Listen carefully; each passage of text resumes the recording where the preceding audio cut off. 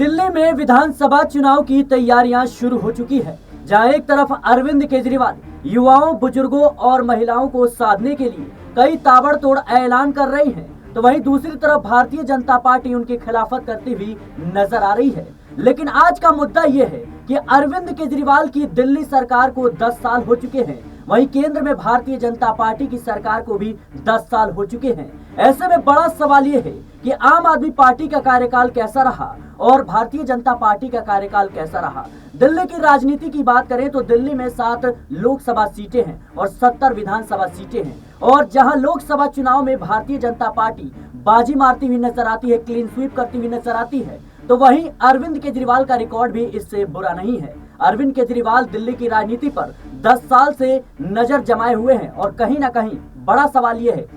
कि इन 10 साल के कार्यकाल के दौरान आखिर कौन किस पर भारी पड़ा, किसके कार्यकाल में ज्यादा विकास हुए। इसी मुद्दे पर बातचीत करेंगे। मेरे साथ मेरे सहयोगी दिनेश मौजूद है, जो ग्राउंड लेवल पर लोगों से बातचीत करते हैं और लोगों का नजरिया क्या है अरविंद केजरीवाल की सरकार के प्रति और केंद्र की मोदी सरकार के प्रति, किसको जनता बेहतर मानती है, किसके कार्यकाल में ज्यादा विकास हुआ है। इन तमाम सवालों के जवाब हम जानेंगे हमारे सहयोगी दिनेश से। दिनेश, मेरा पहला सवाल यही रहेगा कि जब आप ग्राउंड लेवल पे लोगों से बातचीत करते हैं तो 10 साल मोदी सरकार और 10 साल केजरीवाल की सरकार, कौन किस पे भारी पड़ता हुआ नजर आता है? देखिए, यहाँ पर सिराज देखा जाए तो प्रधानमंत्री नरेंद्र मोदी के नेतृत्व में केंद्र सरकार चल रही है और दिल्ली सरकार का जो नेतृत्व है, या यूं कहें कि आम आदमी पार्टी का जो नेतृत्व है, ये कहीं ना कहीं अरविंद केजरीवाल करते हुए दिखाई दे रहे हैं। और पिछले 10 सालों में एक इंटरेस्टिंग चीज ये है कि दिल्ली में जिस तरीके से आम आदमी पार्टी ने जो अपना वोट बैंक मजबूत बनाया है, क्योंकि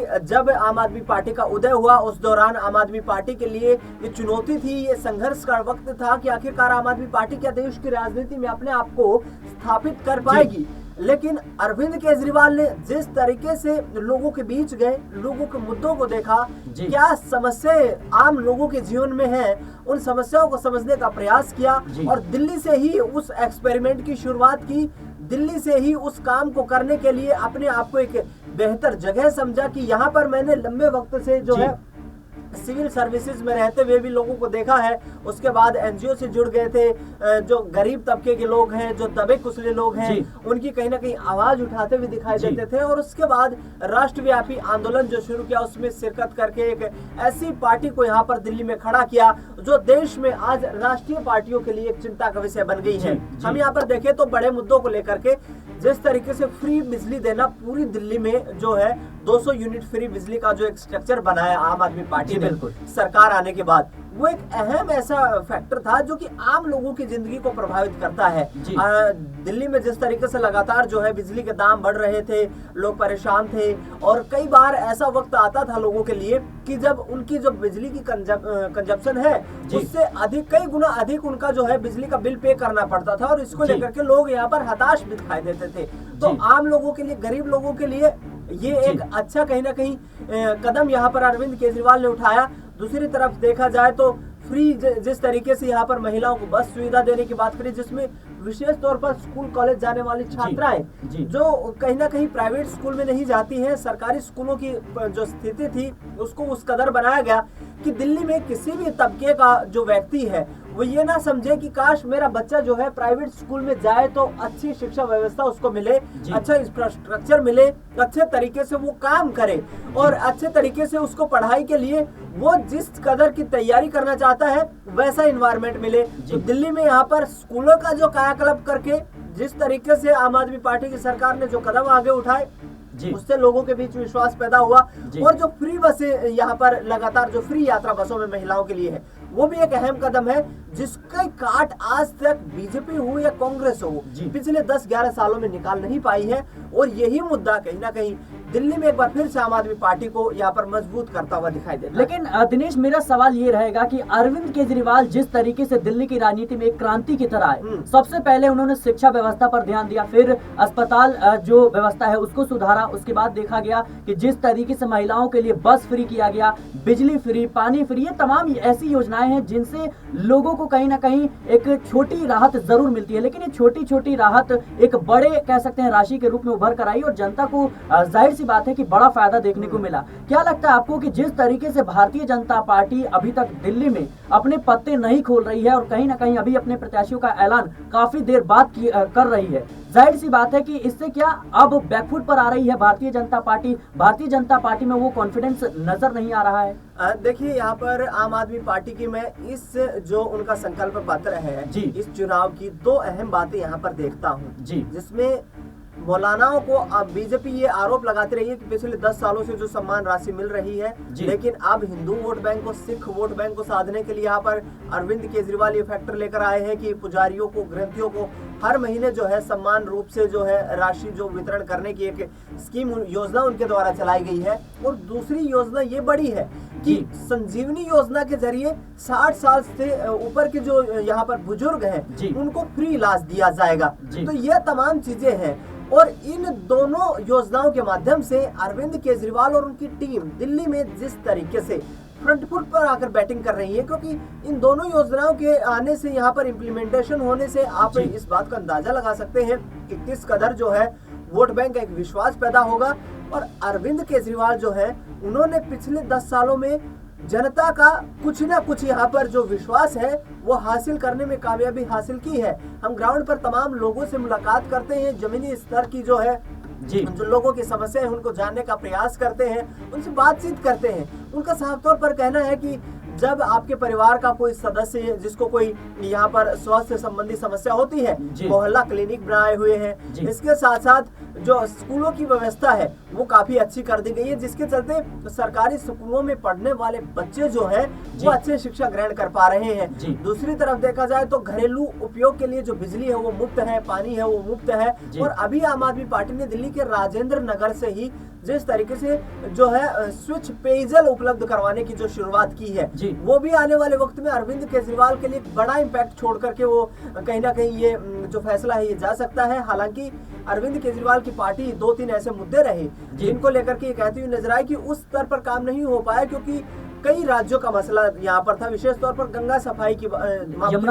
यमुना सफाई की बात करें तो यहाँ पर हरियाणा और दिल्ली के बीच में यमुना के जल को लेकर के लगातार जो है विवाद रहता है और अरविंद केजरीवाल भी यही बातें कहते हुए नजर आए। तो कहीं ना कहीं आम आदमी पार्टी इस विधानसभा के चुनाव में फ्रंट फुट पर दिखाई दे रही है और बीजेपी उसकी काट निकालने की कोशिश कर रही है। लेकिन देखने दिलचस्प होगा कि अरविंद केजरीवाल के वोट बैंक को किस तरीके से। लेकिन दिनेश, मेरा अहम सवाल ये रहेगा आपसे कि केंद्र सरकार के कार्यकाल पर अगर हम नजर डालें तो मोदी सरकार ने कई ऐसे बड़े निर्णय लिए हैं। धारा 370 हटाए, उसके बाद 3 तलाक का मुद्दा काफी ज्यादा गरमाया, उसके बाद देखा गया प्रधानमंत्री आवास योजना के तहत जो लोगों को घर बनाए गए। इसके साथ ही आपने देखा कि किस तरीके से आयुष्मान योजना के तहत जो लोगों को मुफ्त इलाज मुहैया कराया जा रहा है। तो क्या केंद्र सरकार की जो नीतियां हैं वो कागजों पे कुछ और है और जमीनी तौर पर कहीं ना कहीं उतना पालन नहीं हो रहा है? देखिए, दिल्ली की राजनीति का संबंध दिल्ली के लोकल मुद्दों से है। अच्छा। और राष्ट्रीय स्तर के जो मुद्दे हैं वो केंद्र सरकार का सब्जेक्ट है, तो उनका इम्पैक्ट जो है वो लोकसभा चुनाव में आपने देखा। साथ की साथ सीटें जो थी